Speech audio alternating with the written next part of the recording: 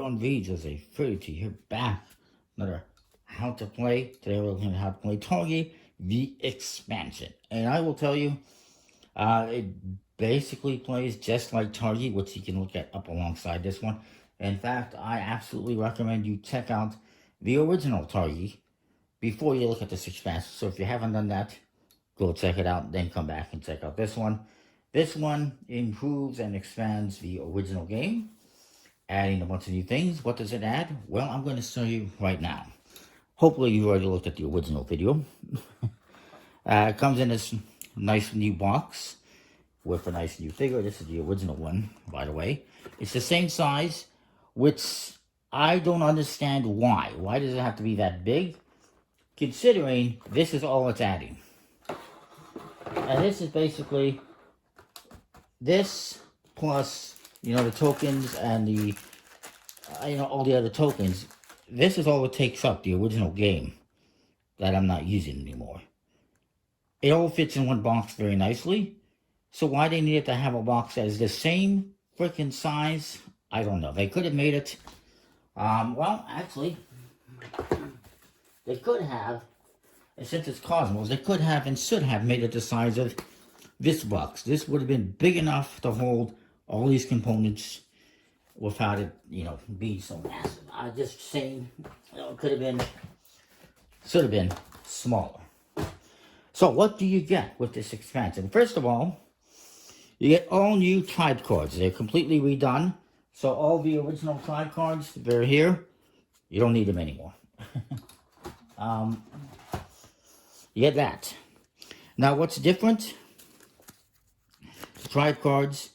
First of all, they've added new symbols that indicate when you're going to use the ability. Let's see if I can tell you what the symbols mean. I should have written it down here somewhere. What each symbol means. I guess I can figure it out. This one. So this one, exclamation mark. This is at the end of the game. You're going to get these points. There's other symbols. There's this one, the infinity symbol. This means every time you receive this item, dates, from a border card, you can take salt or pepper instead. So this will happen every time. This lightning one, every raid that happens or that has occurred, you will receive a water or a victory point. So this one happens every time that happens. So different symbols mean different things. Those are the main ones, I believe. Or there's also this triangle one. This is an action. This happens once per game. So there's the end game. There's the ones that happen all the time. Or, once every now and then. And then this one is an action one. And for this one, there's a little triangle. And you got these new action markers, the triangle ones. They're very small.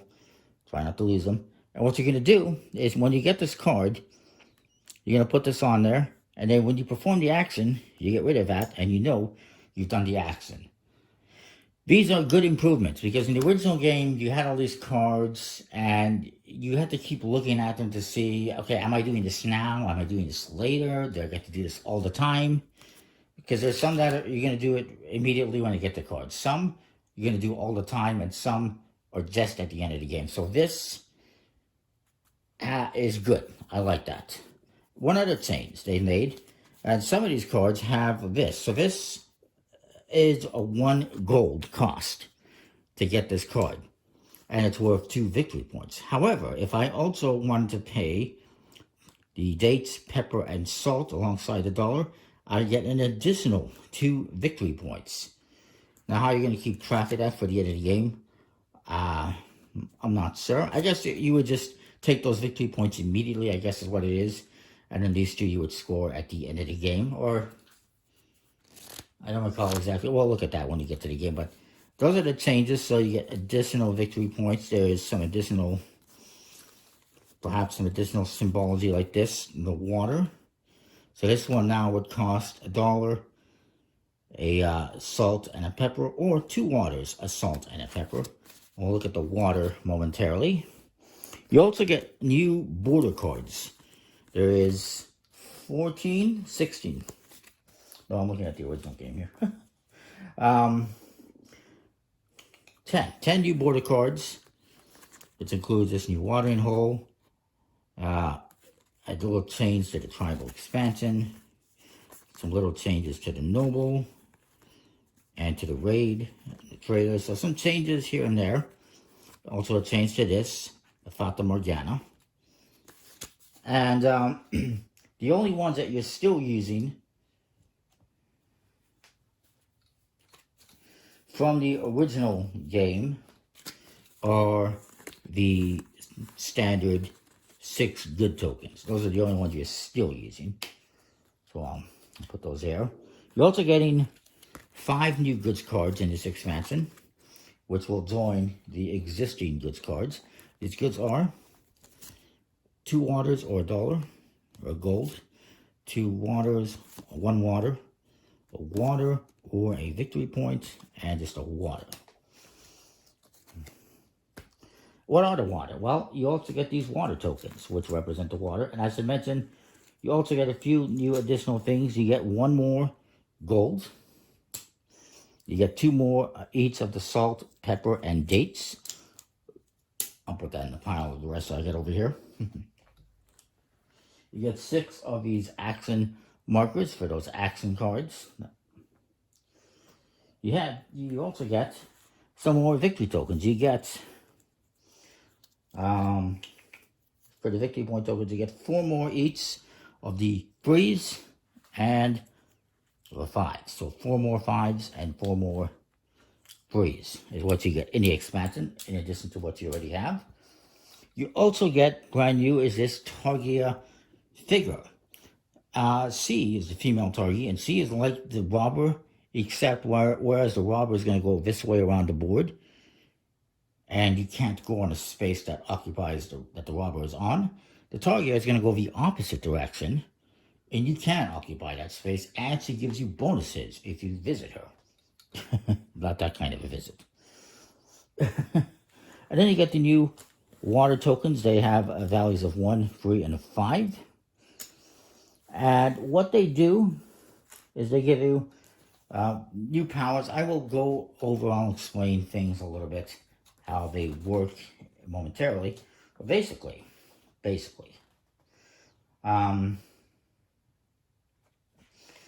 water tokens are kind of like gold. It's not a type of good like the salt, the pepper, and the dates. And you also have a max amount that you can have.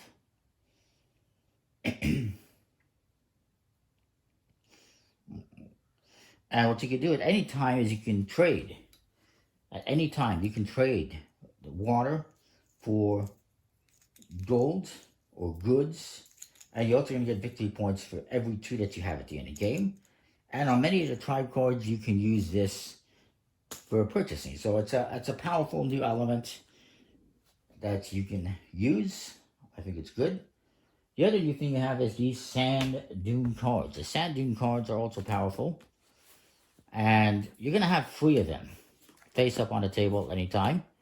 And what you can do is on your turn, if I can find my tokens, I put them all away. Instead of going and putting your player on a border card, you could put it on one of these cards and take that action. So this would get me the Targia and a victory point. I would use the function of the Targia and I would get a victory point. If I put it here, I would get 2 goods cards and get whatever is on them. So I would get, 2 pepper and the dates, for instance, perhaps. There's different actions on each card. They're powerful. And they give you different things, as you can see. The one downside is, if I put my figure here, as if you watch the original video, you'll know what I'm talking about. I will not get 1 card from the middle. I'm only going to get 1 card from the middle. I'm not going to get 2. So there is that. And yeah, so stay tuned. I'll be right back and I'll set everything up and I'll show you what it looks like. All right, so here we go. So the setup is fairly straightforward if you watch the original Targi video, which I recommend. The setup is more or less the same. Players are still going to get the same things. You're going to get 4 victory points to start off with, and a 3 and a 1. You're going to get 1 gold. You're going to get 2 of each good, 2 dates, 2 salt, 2 pepper. And you're each going to get 3 Targis and 2 markers. Just like the main game, one person's going to get the start player token. And it's a 2-player game, so I got the other person over there. You're going to set up your border cards. And you're going to set up 4 goods and 5 of tribe cards. Tribe cards, you'll then put here next to tribal expansion. Goods, you'll put next to the new water hole. And then you'll set up everything else ready to go. And you're going to set up these sand dune cards. You're going to have the deck, and you have 3 cards face up. And then you're basically ready to go. I just verify a couple of minor things.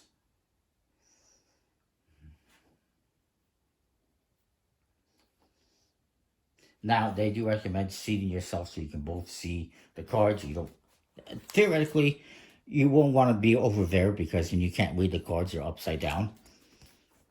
But if you're familiar with them as well, it's fine.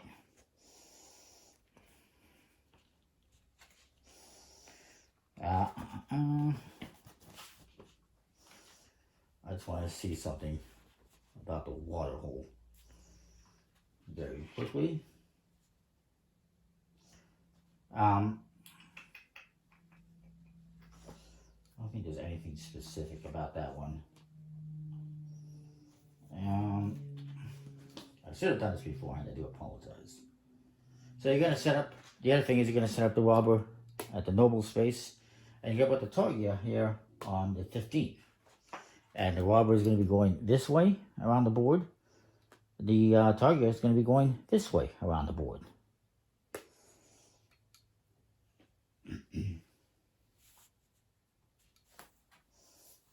They're going counterclockwise. Now, as you saw the base game, you'll know that obviously on your turn you're going to be placing a token like that. Your opponent's going to place one. Then go back and forth. Maybe I'll go here. Maybe still go here. And then maybe I go here. And then my opponent will go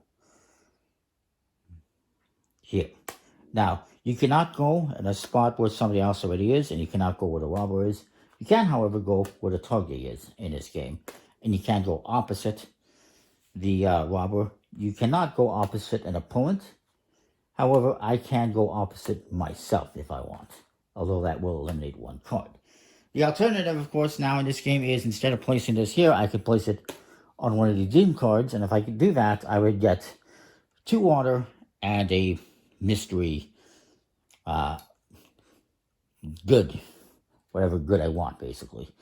But let's just say I go here, wherever I was. Then you're going to place, of course, your tokens like that. And find where they intersect or bisect, I guess. And place your tokens. Oops. And then you're going to collect those items. So I would get, so you would get a, let's say I'm the first player, so I would go, I could take a water token. Just a 1 value. I could take one of these goods, salt, pepper, whatever. Then I would get a gold. And remember, you have a maximum of 10 goods total, not of just one kind, but in total. And I'm already at 5, 6, 7. And you have a max of 3 golds. You also have a max of 10 water. I believe that does not include the value, just the jugs, I believe. And, yeah. And then next, I would do my other actions. You can do the actions whatever order you want. So this action is Silversmith. Just like the original game, this will allow me to trade in 2 random goods. It doesn't matter if they're the same or not. For 1 victory point or 1 gold for a victory point. And whoever has the most victory points at the end of the game, of course, wins. So that's important. So I would do that and get whatever I want. And then this one, the trader, again, works like in the original game, except there's some additional stuff. So I can still trade in 3 goods of the same kind for 1 gold. I can trade in 2 goods of the same kind for a different good. Or now I can trade in 2 water for 1 gold or 1 water for a mystery item, a good. So I can trade in for a pepper, for instance, if I really wanted a pepper. And my opponent's going to do the same thing. They got all goods, peppers, salt. That wasn't a very good move. I don't think. They just got a bunch of goods. They didn't buy anything or get anything. If you go on one of these cards, of course, you can pay the cost. 1 gold, 1 salt, 1 pepper. And acquire this card. Now this one has a lightning.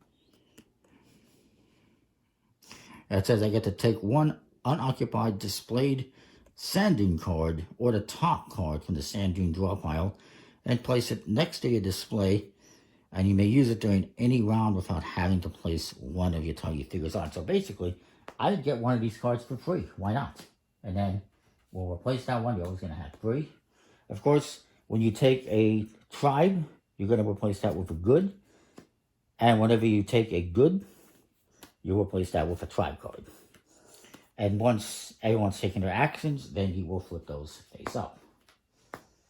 And you'll discard these cards. If you ever run out of goods cards, you shuffle up the discard and create a new draw pile. The tribal expansion works just like in the original game, in the main game. Where you can go here, and this allows you to draw a card, and you can either pay this cost, the date, salt, and pepper, and display it, or if you can't afford it or don't want to, you can display it face down. You can hold 1 card at a time, face down. In order to activate this card, I would then have to later, on a subsequent turn, go over to the noble, and I could then buy this card and put it in my display, or I could just discard it, or I can trade it in apparently for a water and a good. So there's that as well. So that's cool. Now again, if it has a triangle symbol on it, I'm going to take it. I'm going to take the triangle symbol, put it on there, and whenever I do this action, this is once per game, I can add 1 of my figures to a sand dune that is already occupied by my opponent. So if my opponent goes on this sand dune, I can use this ability, get rid of this token to indicate that I used it, and I can go there as well and use that one as well if I want. And we'll say I got that, and we'll replace that with a good. And of course, my opponent took a bunch of goods, and we would replace those with tribe cards. So that all works, and of course, as soon as I use this will be discarded. That all works relatively similar to the main game. But let's talk about the Targia. Of course, this one, again, you can never go there, but you can go on the Targia. So let's say the Targia was on, Waterhole, for example. It's a couple of turns later, and I decide I want to go there. So let's talk about what the Targia does. Here you go there. If I can find the information.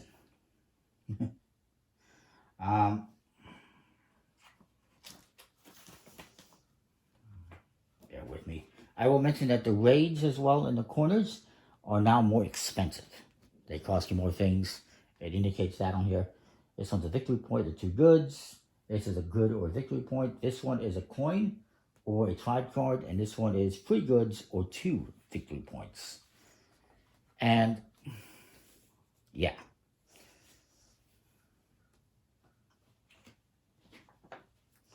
Just bear with me a second here. I'm a dum-dum. I was looking at the instructions for the main game. The Targia powers. So, once you advance the robber, At the start of the round, you're going to advance the Targi going in the opposite direction. Now, when it's your turn, you can place a token there. You cannot place one where the robber is. We're not going to talk about what the Targis are doing here.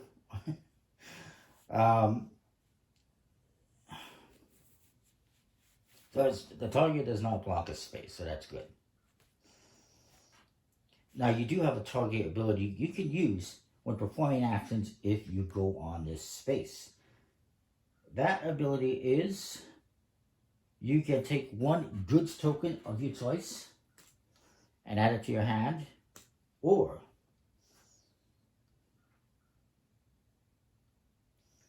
you can take one of these goods, get rid of it, and draw the top goods card. And look, I get water. So that's actually very good. That was a good move on my part. So I would get a water. So that's what you can do at the Targi. If you go into space that C is on, you can either take any good of your choice, or you can discard a good and draw the top goods card and get whatever it says. That was another good one. So yeah. That's how that works.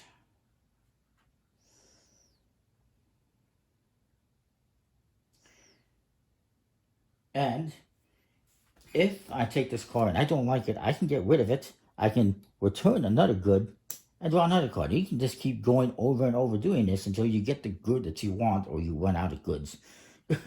I don't know why you want to keep going on and on and on, but it is possible to do that, especially if you have a bunch of goods. Now, the water tokens, I hinted at earlier, they work like gold. They're not a good. You cannot, if it says that you get to take a good, for instance, like this, trading 2 goods for a good, that does not mean you can take a water. The water is only these symbols that allow you to take them.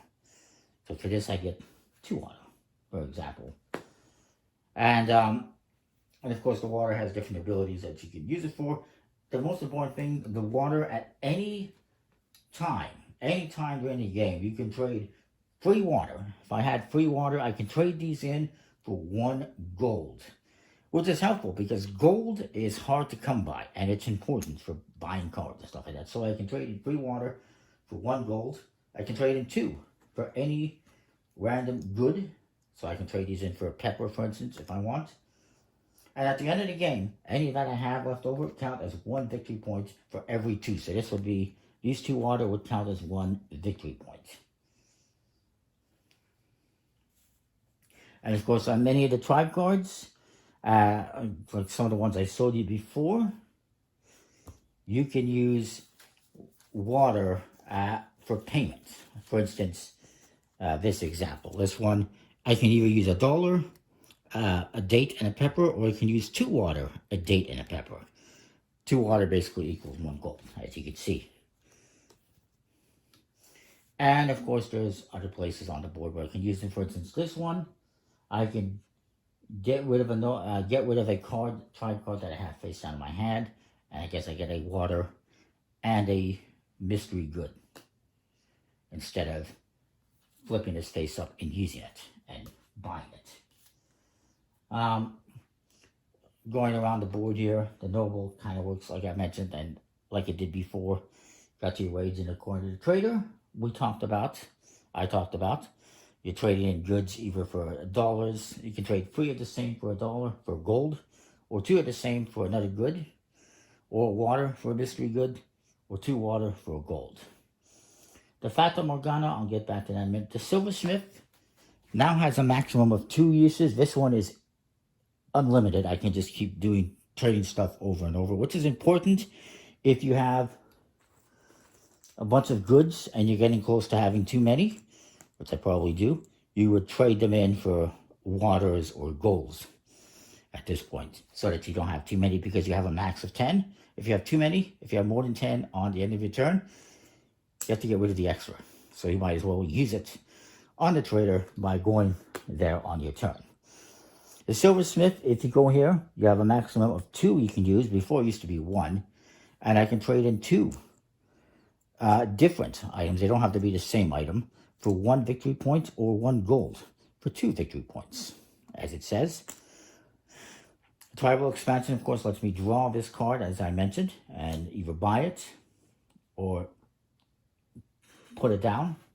I can actually spend a water to... I can also spend a water just to look at the top card. Do I want it? No. Yeah, I'll get rid of it. So I can do that as well. I do believe. Actually, ignore that. I'm not sure what that means. I'd have to look that up. Does it say anything about that? And the game scoring.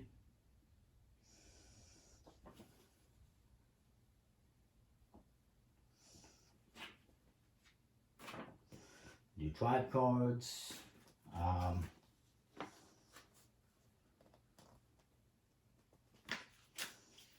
Just bear with me. It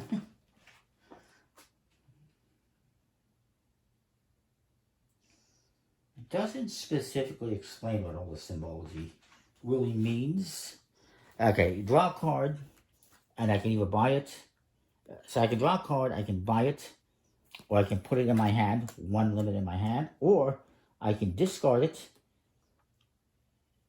and spend water to look at multiple cards. I believe is what it basically means. I don't quote me on that. Trying to figure this out as we go here, because it doesn't specifically explain tribal expansion that I can see in the rules. I know what the original tribal expansion was. In the original game, this one, you'd think they would explain it a little bit more clearer. You got to kind of look at the symbols. And well, actually, I lied. I'm an idiot. It says on this side. So I can turn over the top tribe card from the draw pile. You may play it immediately if you pay the cost. Or you can place it in your hand if you do not have any other cards in your hand. Or you can discard it and in exchange for 1 water, turn over 1 more tribe card and repeat the action. And you can do that multiple times. So I can, if I go here, draw a card, I can pay this cost, the dollar, whatever, the gold, and use it immediately. Or if I don't want to spend that or can't, I put it in my hand. I can have 1 in my hand at one time. Or I can get rid of it, spend the water, and flip over the next card and see if it's any better. And I can do that as many times as I want. So that clarifies that. I apologize. I forgot that on the other side of these cards, it tells you what each card does in case you're confused. I should have looked at that. The Fata Morgana one. Let's talk about that one quickly. So the Fata Morgana, let's say I did this, I did this, I did this, and then I put my... Now, let's say my opponent had their markers here and here. And let's say I really wanted this one, but I can't do that because they're here, they're here, and they're here. And actually, they wouldn't be there. Let's say I'm here. Which means I would be there, and I would be there. Let's say I really wanted to get this one, but I can't. Well, what I could do, I can't get that because C played here and I can't go there. So I wouldn't be able to get that. What I can do is I can go to Fata Morgana, and the Fata Morgana allows me to move my token over here. And I would kick her out, basically. Or him or her. Or it lets me go to another one that's not occupied. But I believe I would kick them out in this instance. And I would get that card. Now, in the original game, I could have my token here, and I can go all the way over here. Now, you cannot do that. Now, if I have my token here, I'm limited to going here, here, or here. You can only move one spot horizontally, vertically, or diagonally. So the middle one, if I'm in the middle one, I can go anywhere. But if I'm over here, I cannot go over here or over here. I can only go here, here, or here, as an example. So the Fata Morgana lets you move your token to a spot that you couldn't occupy. I'm not sure if you can go to one where your opponent is on. I don't recall. Unoccupied. It has to be an unoccupied spot. So if my opponent is here, I can't go there. But it's one unoccupied spot that you're going to. And it has to be adjacent to the existing spot. So that is that. And again, on your turn, you can always go on a sand dune card and use that. The game more or less works like the original game. They just added some new border cards. They added the water element, the sand dune cards. They clarified, the use of these tribe cards with new tribe cards. And yeah, it's not a bad expansion. I think it's pretty cool.